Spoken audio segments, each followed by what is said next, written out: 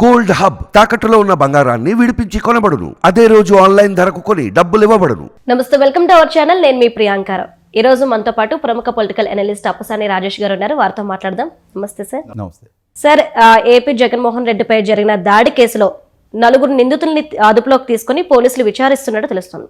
అయితే ఇదే నేపథ్యంలో 5 ఏళ్ల క్రితం కోడికత్తి కేసులో శ్రీను విషయంలో ఏం జరిగింది అనేది అందరికీ తెలుసు. ఇప్పుడుకొచ్చి ఆయనకి బెయిల్ అనేది లేదు. మరి మళ్ళీ సేమ్ సీన్ రీక్రియేట్ చేస్తున్నారా ఈ 4 నిందితులతో? ఇక్కడ ఒక వాస్తవ పరిస్థితి ఏంటి అంటే, ఓ సంఘటన జరిగింది. ఆ సంఘటనకు సంబంధించి సాక్ష్యాధారాల ప్రాతిపదికగా అనుమానితుల్ని అదుపులోకి తీసుకొని విచారించే హక్కు పోలీస్ డిపార్ట్మెంట్కి ఉంటుంది. వాళ్ళ విచారణని మనం ముందే తప్పుపట్టలేం. కాకపోతే ఇక్కడ దోషులుగా ఎవరిని నిర్ధారించబోతున్నారు, వాళ్ళ పాత్ర ఏంటి, ఇక్కడ జరుగుతున్నది ఏంటి? మొట్టమొదటగా సంఘటనకు పాల్పడిన వాళ్ళని దోషులుగా గుర్తించి అదుపులోకి తీసుకొని విచారణ చేస్తే ఎవరు ఆక్షేపించరు.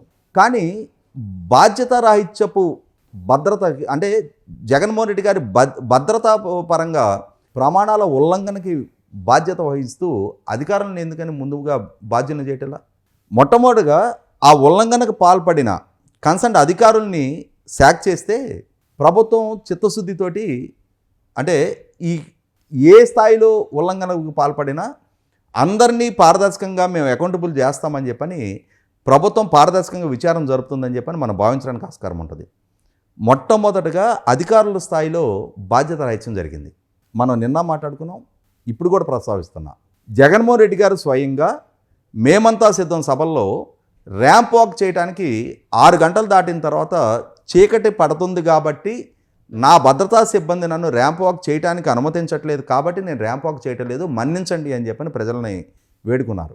అంటే కేవలం 6 గంటలకే చీకటి పడుతుంది అని చెప్పని ఆయన్ని ర్యాంప్ వాక్కే అనుమతించని భద్రతా సిబ్బంది చీకటి పడిన తర్వాత ఓపెన్ టాప్ బస్సు మీద కరెంటు లేని సమయంలో ఆయన్ని ఎట్లా రోడ్ షో చేయనిచ్చారు? మొట్టమొదట అంటే ఆయన భద్రతని ఉల్లంఘించి ఆయన్ని ప్రజలకు ఎక్స్పోజ్ చేసింది. ఇవాళ సంఘ విద్రోహ శక్తులు ఆయన మీద దాడి చెయ్యటానికి ప్రేరేపించింది, ఆ విధంగా ఆయన ఎక్స్పోజ్ చేసింది ఇవాళ అధికారులు కదా, ఇదే భద్రతా విభాగం కదా. అంటే వాళ్ళు నివారించిన జగన్మోహన్ రెడ్డి గారు ఆయన కార్యక్రమానికి పూనుకున్నారా? సరే పూనుకున్నారు. నాకు రాజకీయ పరంగా నేను క్యాంపెయిన్ చేసుకోవాల్సిన అవసరం ఉంది కాబట్టి మీ భద్రతాపరమైన మీ చర్యలే మీరు తీసుకోండి, ఆ రక్షణ బాధ్యతలు మీవి, నా రాజకీయ కార్యకలాపాలను నిర్వహించుకుంటా అని చెప్పని ఒకవేళ నాయకుడిగా ఆయన అటువంటి నిర్ణయానికి వచ్చినప్పుడు ఆ కట్టుదిట్టమైన భద్రతా చర్యలు తీసుకొని ఉండాల్సింది కదా. ఆ బుల్లెట్ ప్రూఫ్ మ్యాట్స్ తోటి, ఫ్లడ్ లైట్లతోటి ఆయనకి ఆ రక్షణ కల్పించాల్సిన బాధ్యత ఉంది కదా. మనం చూసామా ఆ కాన్వాయ్ కొనసాగుతున్నప్పుడు, ఆయన మీద దాడి జరుగుతున్నప్పుడు ఆయనకి అంటే ఆ రక్షణ వలయాన్ని రక్షణ భద్రతా దళాలు ఏర్పాటు చేశాయా? ఆ బుల్లెట్ ప్రూఫ్ మ్యాట్స్ తోటి ఆయనకు ప్రొటెక్షన్ ఇచ్చారా? ఇవ్వలేదు కదా. కాబట్టి మొట్టమొదటిగా ఇక్కడ బ్లేమ్ చేయాల్సింది కన్సర్న్ అధికారుల్ని. 2, ఇంటెలిజెన్స్ డిపార్ట్మెంటు. ఈ విధమైన సంఘటన జరగడానికి ఆస్కారం ఉంది అని చెప్పని ప్రెడిక్ట్ చేయాల్సిన ఇంటెలిజెన్స్ డిపార్ట్మెంటు వాళ్ళ వైఫల్యం కొట్టొచ్చినట్టు కనిపిస్తుంది కదా. వాళ్ళని ఇప్పటిదాకా శాక్ చేయకుండా దాన్ని ఒక హత్య ప్రయత్న సంఘటనగా చిత్రీకరిస్తూ సరే విచారణ జరుపుతున్నారు. ఇప్పుడు కోడికత్తి అంశం మీరు ప్రస్తావించారు కాబట్టి చెప్తున్నా. ఎన్ఐఏ విచారణ జరిగింది. ఎన్ఐఏ కోర్టులో సబ్మిట్ చేసిన ఛార్జ్ షీట్లోనే ఇందులో కుట్రకోణం లేదు అని చెప్పని జగన్మోహన్ రెడ్డి గారు కోరిన ఎన్ఐఏ. జగన్మోహన్ రెడ్డి గారు ఆ రోజున ఆంధ్రప్రదేశ్ పోలీసుల పట్ల నాకు నమ్మకం లేదు, కేంద్ర ప్రభుత్వ విచారణ సంస్థతోటి విచారణ జరగాలి అని చెప్పని కోరుకున్న మీదట ఎన్ఐఏ విచారణ జరిగింది. ఆ ఎన్ఐఏనే నిర్ధారణ చేసి ఇందులో కుట్రకోణం లేదు, ఇది ఒక యాదృచ్ఛికంగా జరిగిన సంఘటన, జగన్మోహన్ రెడ్డి గారికి పొలిటికల్ మైలేజ్ రప్పించడం కోసం జగన్మోహన్ రెడ్డి గారు అభిమానిగా ఉన్న శ్రీను చేసిన సంఘటన అని చెప్పని ఛార్జ్ షీట్ ఫైల్ చేసింది. విచారణ సంస్థ ఫైల్ చేసిన ఛార్జ్ షీట్ని జగన్మోహన్ రెడ్డి గారు ఇప్పటికీ యాక్సెప్ట్ చేయటంలా. కోర్టుకు వచ్చి బాధితుడిగా తనకు వాంగ్మూలం ఇవ్వడానికి సహకరించకుండా 5 సంవత్సరాల పాటు విచారణకు సహకరించిన నేపథ్యం చివరికి ఆ బాధితుడిగా ఉన్న అంటే అక్యూజ్డ్గా ఉన్న శ్రీనివాస్కి మన గౌరవ హైకోర్టు బెయిల్ ఇవ్వడం జరిగింది. అంటే ఇక్కడ ఆ రోజు బాధితుడిగా ఫైల్ చేసిన జగన్మోహన్ రెడ్డి గారు, కేసు ఫైల్ చేసిన జగన్మోహన్ రెడ్డి గారు తాను ఫైల్ చేసిన కేసుకు సంబంధించి తానే విచారణకు సహకరించకపోవటం. ఇప్పుడు కూడా ఎన్నికలు సమీపిస్తున్నాయి, ఎమోషన్స్ ఫ్లేరప్ చేయాలి, సానుభూతి రప్పించుకోవాలి, ప్రజల్లో దీన్ని ఒక అంశంగా చర్చనీయాంశం చేయాలి, తద్వారా ఓట్లు దండుకోవాలి. ఇది ఎజెండాగా నడుస్తుంది తప్ప నిజంగా చిత్తశుద్ధితోటి ఇందులో అసలు సిసలు సూతదారులు ఎవరు పాతదారులు ఎవరు అని చెప్పని నిగ్గుదేల్చే ప్రాతిపదికగా విచారణ జరగదు. ఎందుకంటే ఆ నేపథ్యం మన కళ్ళ ముందు కనిపిస్తూ ఉంది. జలపల్లి శ్రీనివాస్ ఎలియాస్ కోడికత్తి శ్రీని ఎట్లయితే 5 సంవత్సరాల పాటు జైల్లో మగ్గాడో, రేపటి రోజున ఇందులో అక్యూజ్డ్గా ఎవరిని నిర్ధారిస్తారో ఆ నిర్ధారించడానికి కావాల్సిన సాంకేతికపరమైన ప్రామాణికాలు ఉండి తీరాలి. ఎవరో ఒకళ్ళని అక్కడ రౌడీ షీటర్లని బలిపశువులుగా మారిస్తే గతంలో చూసాం మనం.